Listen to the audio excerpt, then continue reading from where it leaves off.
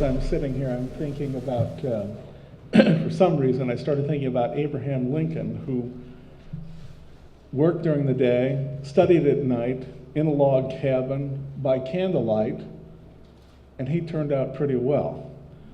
I wonder sometimes how much pedagogy and how much technology is actually necessary for people to be able to add, subtract, multiply, and divide, which seems to be a losing bet there, and to be able to read English clearly so that you may be able to write some documents that live with us for the rest of time, or at least as long as America is America.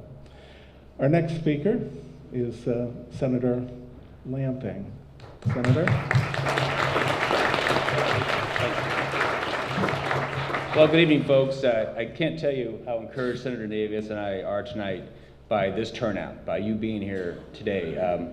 You know, it's great to see you here, and we're going to need you.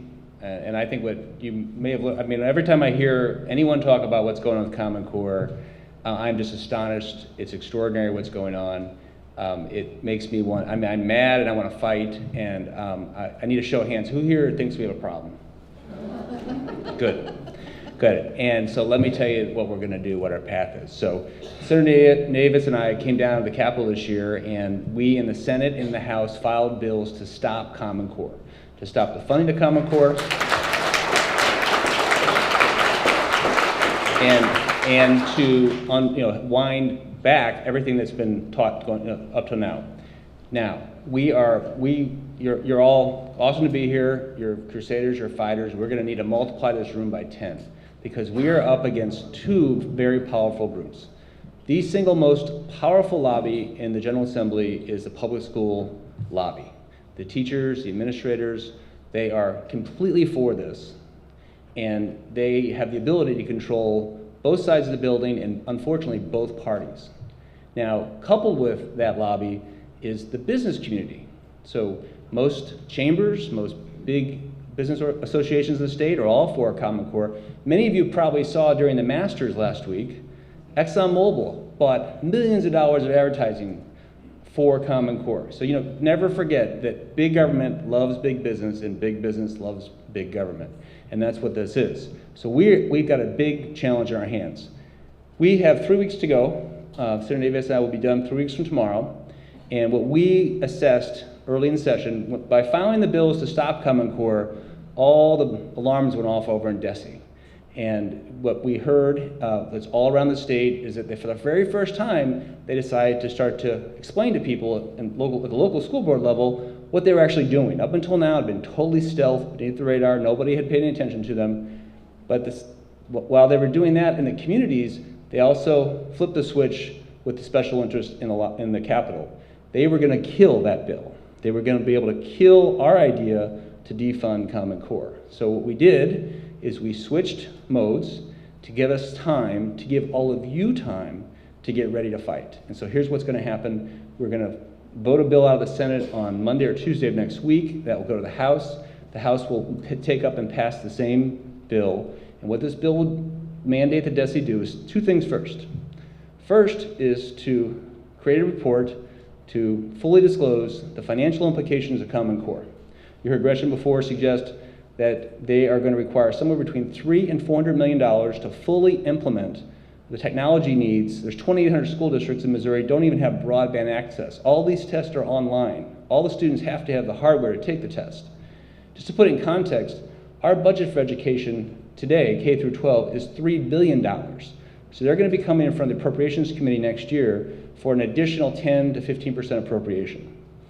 We are going to mandate that they create this report, publish this report, make this report available. Second, we are going to mandate that they describe, many of you here today know the longitudinal database survey that came into existence in 2007, but many of you do not, and many of us do not. They're going to create a report that will describe what that is, how they decided to pick the 61 pieces of data out of the 400 possible pieces of data, what's the process for that, how do they add data points, take them away, who has access to it.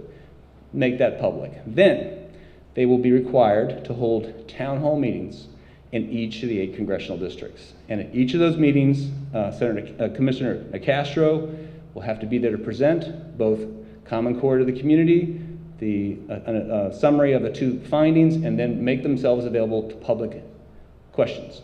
So what we need this to be, we need these town hall meetings to be what town hall meetings were to Obamacare, what town hall meetings were to stimulus.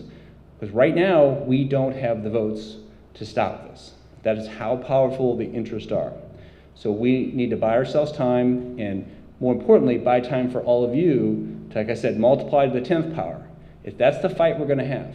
Now, Senator Davis and I, we're gonna pass this bill out next week, and it'll pass out of the House, and then the next step from all of you is the governor might veto this bill.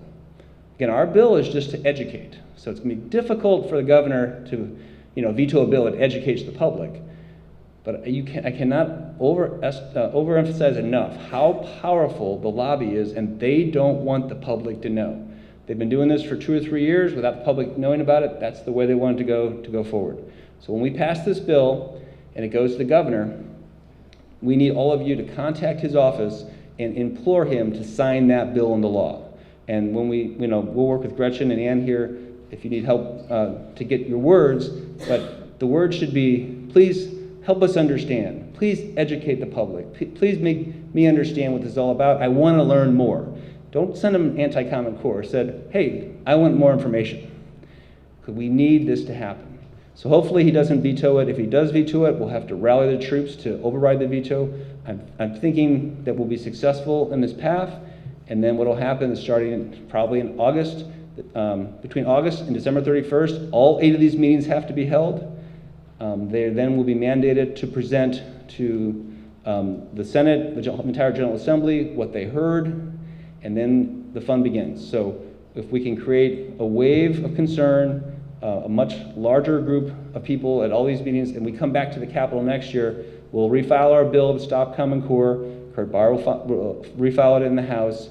They'll have to come before the Appropriations Committee. So we'll have all the pieces in place. I think that the best chance we're going to have is to have all of you enthusiastically behind what we're trying to do and the public better informed. And so that's the plan. So thank you for being here tonight. And Senator Davis, you want to say a few things?